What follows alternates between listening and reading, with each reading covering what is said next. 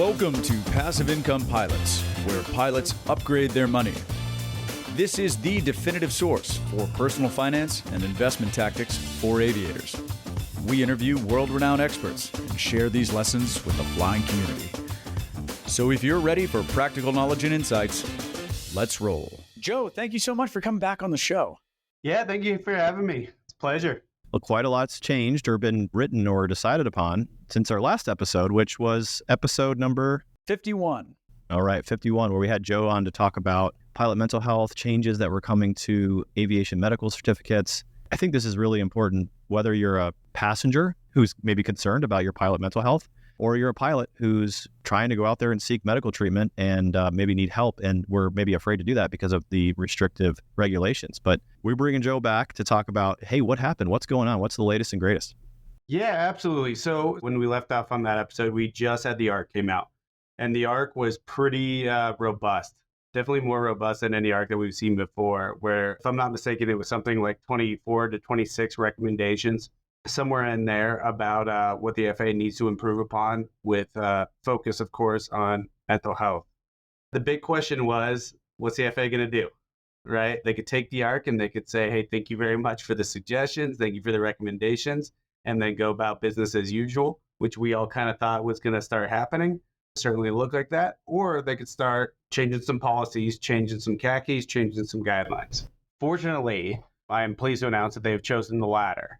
And we do have some changes now. So we have quite a bit. We've had a lot of AME updates that come out in the guidelines in the khaki world. For listeners who are not aware, the FAA publishes on their guideline, the AME guideline page. You can Google it. You don't have to be an AME or a doctor. And you can see the updated criteria for each condition and new things that they come out with. For example, they added a weight loss medication back in January, and that was thrown in on the new list. So literally anything having to do with aeromedical conditions being updated, changed, all that good stuff, you can find it on the AME guideline page. Well, we will link to that in the show notes. Perfect. Yeah, sounds good. Look down at your show notes while you're listening to this episode. You can follow along. That's awesome. So if we go back to kind of the start of the year a little bit, they expanded and put new antidepressants in the list. So we got SNRIs. So we just had 5 right around the time of the ARC. We had Wellbutrin got added to the list of Celexa, Lexapro, Prozac, and Zoloft. Then we had SNRIs added to that list now. We had Cymbalta is one that's commonly used that we see clinically a lot. We had Effexor got added to the list. Again, that's another one that we commonly see. The nice thing as well is they added pretty defined no's. And that's usually always the question is, Joe, I'm not taking one that is on that list. I'm not taking a medication that's on that list, an SNRI or an SSRI that's not on the list. What do we think? Am I going to get through? So nice thing about that came out in April is we got some no's. We got some clear no's. Then we got a new table altogether for mental health conditions such as PTSD. PTSD is been a very big one with the VA investigation, which, by the way, is still ongoing. We have not seen any change with that. I know there's going to be a lot of people asking about that. That is still one of the most frustrating things that I've ever seen in aviation. That is still going on right now. But we got a PTSD tool. So we had different classifications of PTSD now, uncomplicated anxiety, depression, and related conditions that an AME can use in the decision of whether to issue at the time of the medical application or whether to defer the issue down to CAMI or on Federal Air Surgeon's office. That came out in May. That was a big drop for us. That was May 29th. In addition to that, we got new, very, very recently, we got new criteria for TBIs, which again kind of goes to the mental health side. A lot of times they were one and the same. So we got new neurological evaluations for neurocognitive impairment. And then we now have a brand new AME tool for deciding seasonal depression, a new accelerated fast track for anxiety, kind of the catch-alls, right, that the FAA was really, really big on, the generalized anxiety disorder, the GAD, the seasonal depression, the adjustment disorder, all that good stuff. We now have a fast track where an AME can look at it and say, all right, does the airman meet A, B, C, and D? If they do, I can issue a medical. If they don't, I got to defer to CAMI and to Oak City. Still not super fantastic, but much better for sure. This is great to hear that there's some movement. How does the rubber meet the road here? Because, we talked a lot about, folks that might be struggling with a family member passing away, and seeking therapy. What's the story on therapy now? Can you do that? Or because you're going to have to go through something to get to the SSRIs. SSRIs stand for the selective serotonin. It was reuptake inhibitors. Reuptake inhibitor. Okay. Yeah. So you have to go through some sort of medical professional to get there, right? So what does that path look like? Are they still having to check the box when they're going through it to say that, yes, I got professional counseling? Or how does this work now? Are there any changes to that part of it? Great question. There are no changes so far that we've seen to the 8500, especially box 19, which is, I think the question that you're asking there is 19, have you seen a medical professional in the last 3 years? And on 19, it was, have you seen a medical professional having to do with counseling, not a counselor? So the counseling signifying that you need to report counselors, therapists, psychiatrists, psychologists, all that good stuff. So that still needs to happen. We've not seen any changes to the 8500. However, the new fast track that came out, literally it came out June 26, 2024 for anxiety, depression, and quote, other related conditions.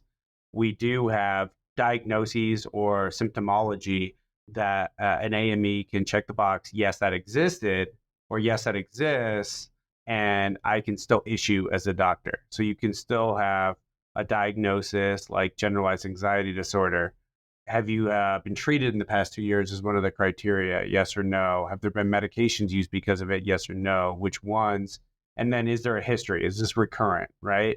Is this something that has come up over and over throughout life? Is this something that is situational, like a loved one passing or something like that? And depending on those answers, it's a pretty exhaustive list. There's 9 criteria on that. If depending on the answers, the AME can issue a medical at the end of that. So that even though it was reported into the 8500, that does not mean, like in the past, that an airman had no ability to walk out of that office with a medical or not. That is fantastic. Joe, overall, rank this from a 1 to a 10. 10 being, this is good, you're satisfied. A 1 being, this sucked. What would you give it a score on?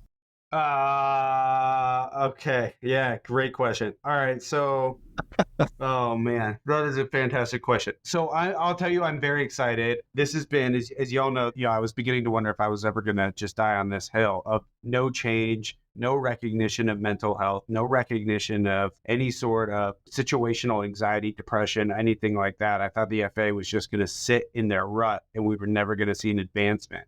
So I will say an 8. I'm super excited. Wow, it's fantastic. That not only did the ARC come out, but that the FAA said, you know what, we're going to start taking some of these recommendations and we're just going to throw them in now. Instead of waiting for the next 5 years, we're going to start implementing them now. And that is a big pressure, a big thank you to this industry, to people like y'all, to senators, this has been all over the board of people not taking their foot off the gas on this and holding the FAA accountable, saying, hey, this is real. Pilots are humans, and we need the regulations, the policies, the guidelines to reflect that. It's fantastic. That's amazing. That's so cool. Is there any continuation? Is there like another follow-up, or is this just, it's finalized, it's done, it's been adopted? So all we've seen now is policy changes. We've just seen changes in the AME guidelines and the CACI tables. We have not seen regulation changes yet. I know Senator Caston put forward a bill to try and make some regulation change to have the regs reflect what the CACIs are saying, what the guidelines are saying, but we've not seen anything like that. So the work is far from over. We still have a lot to push it to do. It'd be fantastic to have the regulations reflect this dynamic period right now in aeromedical history. As of now, they don't. I am very excited, I will tell you, for the recent decision of Chevron. I'm looking forward to seeing how that's going to affect the FAA and more specifically how that's going to affect decisions that come out of the Federal Air Surgeon's Office. Can you recap that for anybody that hasn't been following along? Sure. Yeah. The Chevron doctrine is something that has stood for a very long time in this country. And very simply, I know I'm going to have like a bunch of historical legal scholars jump down my throat on this, but very simply, the explain it like I'm 5 version of this is courts would always defer to the administrations with regards to the interpretation of their regulations. So a great one on this is like 91-119, right? Says that we're allowed to deviate from altitudes in an airport environment as long as we're, either taking off or landing from a quote unquote suitable runway, right?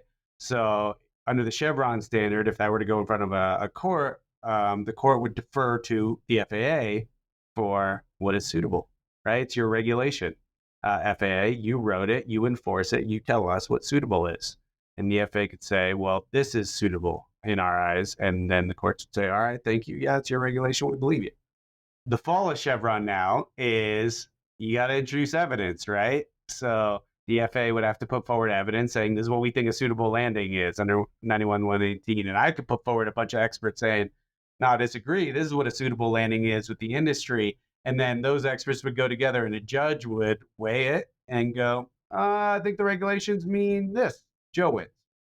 Very, very interesting. I love seeing that from an aviation context.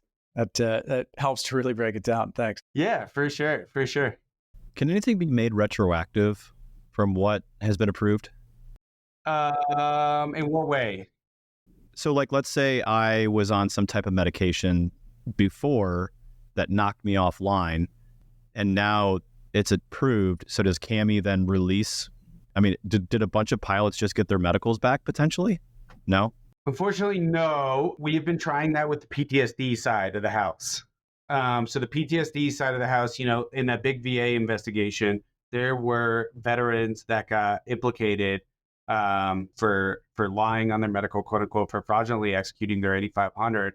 And these pilots were saying, Joe, I've never treated for this in my life.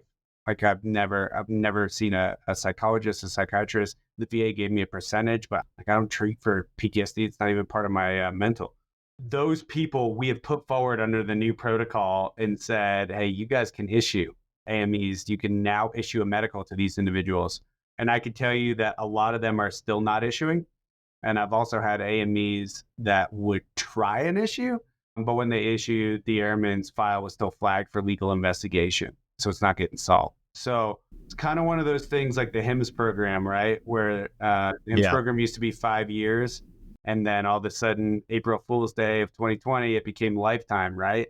And the pilots who were, set to come out April 21st of the HIMSS program, all of a sudden just got extended for life with, no grandfathering in or anything like that. So I would say the answer is it's a very long-winded answer, sorry, to what probably could have been a short answer.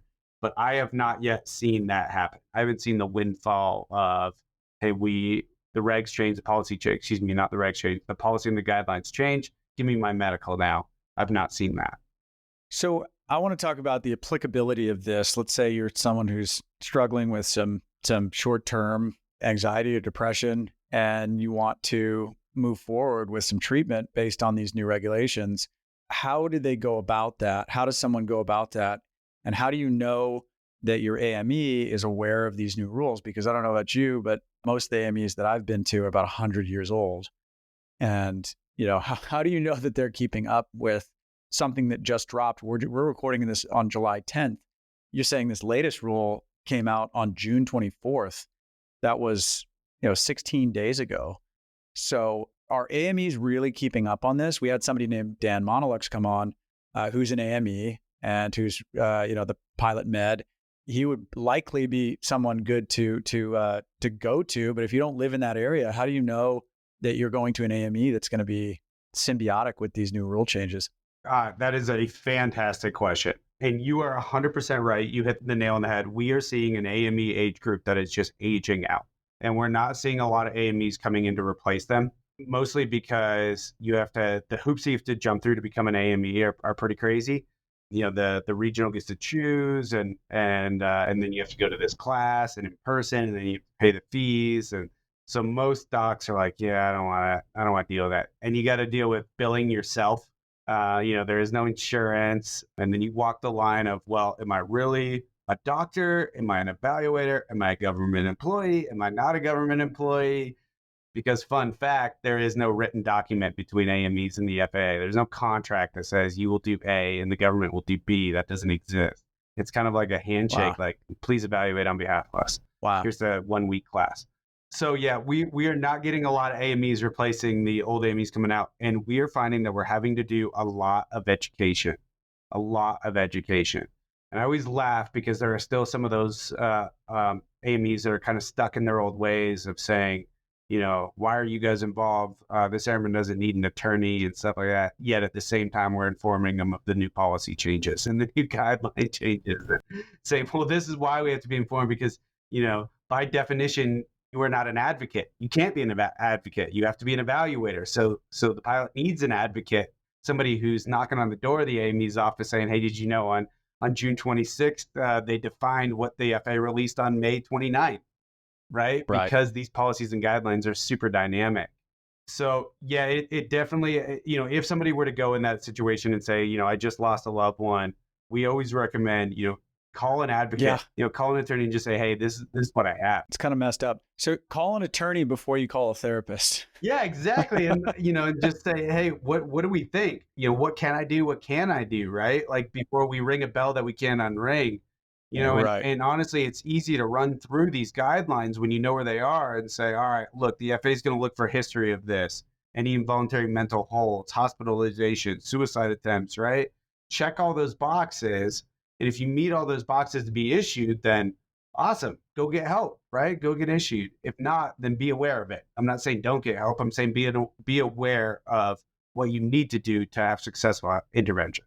Excellent. This has just been really helpful. And I think it's important to understand how awesome this is because normally when you have an aviation rulemaking committee, an ARC, it took more than a decade to change the flight and duty time regulations. Right. And so when they've been working on the flight and duty time regulations since the 90s and hadn't updated them in over 50 years. And so we've been working on that since the 90s. And then they came back, I think, in the 2000s. And then they came back again, 2009 timeframe. I think it was like 2008, 2009. And then they came out with something and then, took so long. And so hats off for swift action here to actually change. I kind of agree with you, Joe. I think this is great that we've gotten some major wins, in short order as well. So very good. I'm excited to see. You're very right. I've never seen this type of dynamic movement from the administration in response to an ARC ever. But I'm just super excited to see what we're going to do with Chevron. I'm wondering if it's going to make a decision, make an impact in how the FAA works these cases or not. Because now the FAA is going to have to substantiate their decisions, right? So they have new policies, new guidelines, and they can no longer put out a letter that says, sorry, you have generalized anxiety disorder. You do not meet the medical criteria. Like that is no longer enough. The FAA can't, if you look at, there's a great case, a great decision that came out of the Court of Appeals, District of Columbia, that was Irwin v. FAA. And that came out in maybe 2021, December of 2021. And that decision, there was a great line from one of the appellate judges that says to the FAA, you cannot be your own expert. You have to substantiate your decisions. And at that time, Chevron was still standing.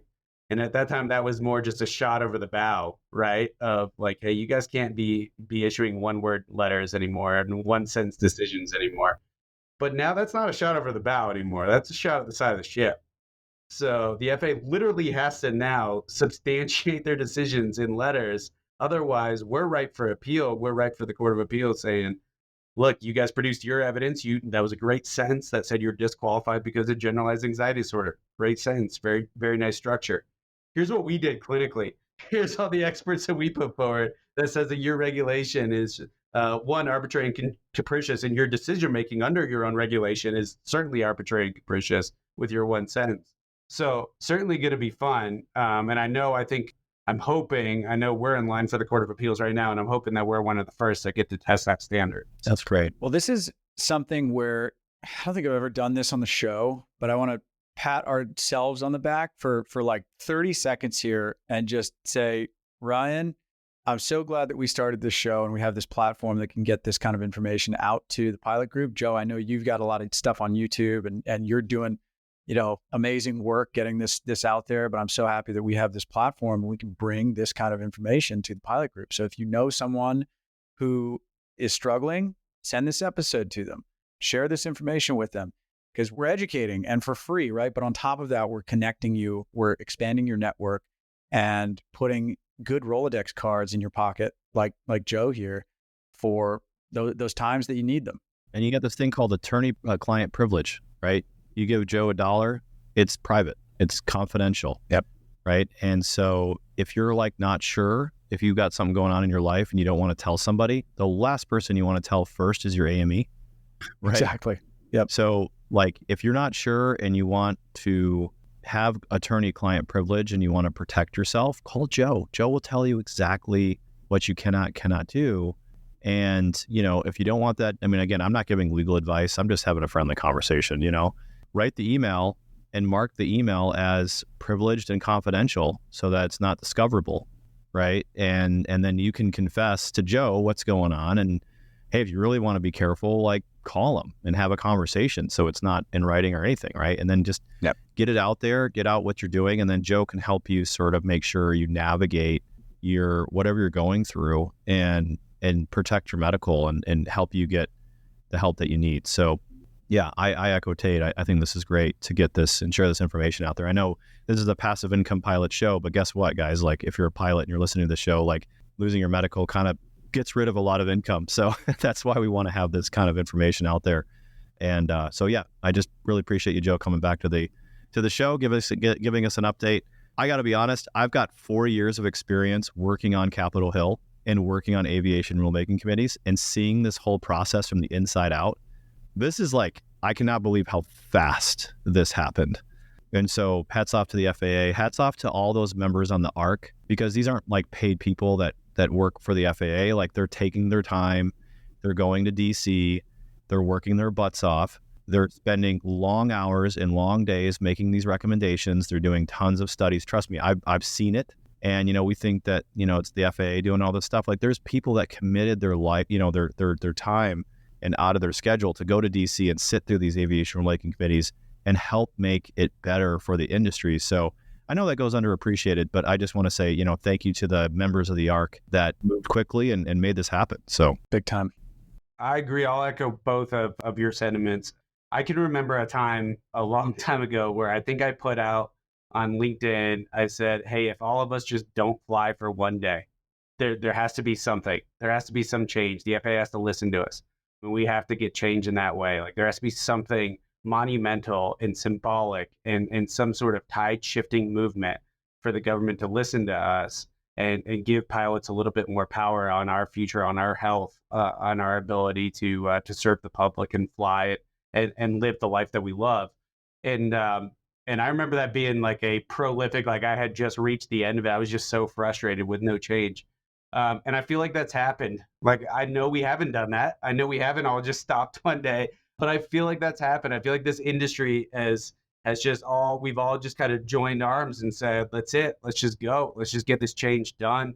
I feel like we got the support from, you know, podcasts like y'all. I mean, this is like so many people have reached out about that episode and talking about this.